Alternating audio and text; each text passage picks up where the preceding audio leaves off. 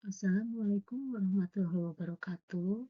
Bertemu kembali dengan Hana Susanti. Pada kesempatan ini, kita akan membahas memahami kaidah dan struktur teks ceramah. Pada kesempatan ini, kita akan membahas mengenai menganalisis isi, struktur, dan kebahasaan dalam teks ceramah. Tujuan ceramah adalah untuk menyampaikan informasi dan pengetahuan. Ceramah dapat dilakukan secara langsung maupun menggunakan sarana komunikasi seperti televisi, radio, internet. Biasanya ada teks pendukung untuk itu. Kita mengenalnya dengan istilah teks ceramah. Teks ceramah dapat dibagi menjadi dua. Satu, pidato.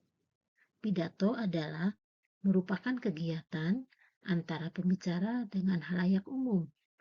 Tujuan pembicara saat berpidato biasanya mengajak untuk berbuat sesuatu atau bersifat persuasif.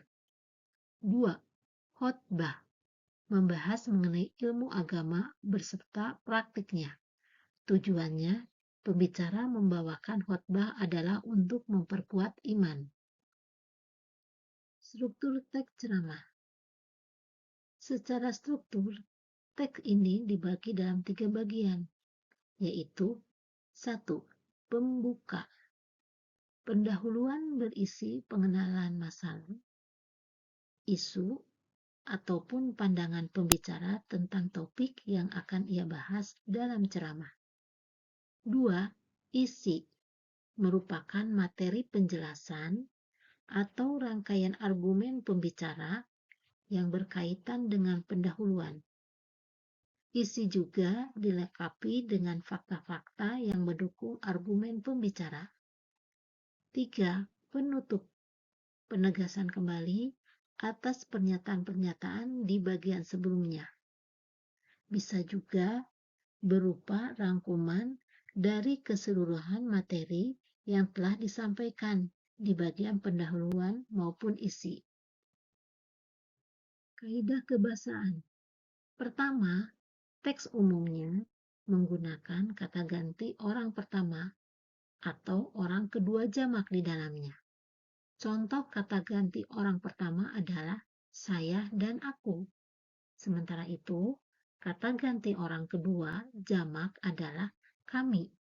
Teks ceramah juga sering memasukkan kata-kata sapaan yang ditujukan kepada pendengar. Contohnya adalah bapak-bapak, ibu-ibu, dan hadirin sekalian. Kedua, tak hanya itu.